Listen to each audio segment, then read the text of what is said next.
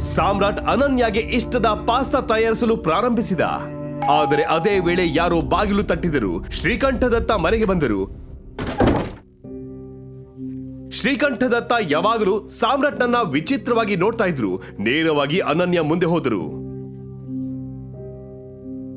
ತಾತ, ಏನಾಯ್ತು? ನಿಮ್ ಮೂಡ್ ಯಾಕೆ ಅಷ್ಟು ಚೆನ್ನಾಗಿಲ್ಲ? ಇನ್ನು ಬೇರೆ ಯಾರಿರ್ತಾರೆ? ಅವನೊಬ್ನೇ. ಅವನು ಜೀವನದಲ್ಲಿ ಏನೂ ಕಲ್ತಿಲ್ಲ. ದೊಡ್ಡವರಿಗೆ ಹೇಗೆ ಗೌರವ ಕೊಡ್ಬೇಕು ಅನ್ನೋದು ಗೊತ್ತಿಲ್ಲ. ತಾತ, ಏನಾಯ್ತು ಹೇಳಿ ಪ್ಲೀಸ್. ನಾನು ಅವನಿಗೆ ಕ್ಲಾಸ್ ತಗೊಳ್ತೀನಿ. ಇದನ್ನ ದೊಡ್ಡ ವಿಷಯ ಮಾಡ್ಬೇಕಾದ ಅವಶ್ಯಕತೆ ಇಲ್ಲ. ನಾನು ನಿಮ್ಮಿಬ್ರು ವಿಷಯದಲ್ಲೇ ಬೇಜಾರಾಗಿದ್ದೀನಿ. ನಿಮ್ಮಿಬ್ರು IVF ಪ್ರೋಸೆಸ್ ತುಂಬಾ ಸರಿ ಫೇಲ್ ಆಗಿದೆ. ನನಗನ್ಸುತ್ತೆ ಸಾಮ್ರಾಟ್ಗೆ ಯಾವುದೋ ಸಮಸ್ಯೆ ಇದೆ.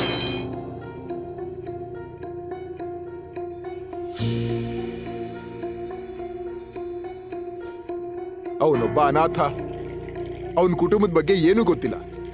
ಅವನ ಜೀನ್ಸ್ ನಲ್ಲಿ ಖಂಡಿತ ಏನೋ ದೋಷ ಇದೆ. ಹೀಗೆ ಹೇಳುತ್ತಿರುವಾಗ ಶ್ರೀಕಂಠದತ್ತನ ಗಮನ ಅಡುಗೆ ಮನೆಯತ್ತ ಹೋಯಿತು. ನಂತರ ಅವನು ಸಾಮ್ರಾಟ್ ಕೇಳುವಷ್ಟು ಜೋರಾಗಿ ಹೇಳಿದ, ನಾನಂತೂ ಹೇಳ್ತಾ ಇದ್ದೀನಿ, ಸಾಮ್ರಾಟ್ ಒಮ್ಮೆ ಪರೀಕ್ಷೆ ಮಾಡಿಸ್ಕೊಳ್ಬೇಕು.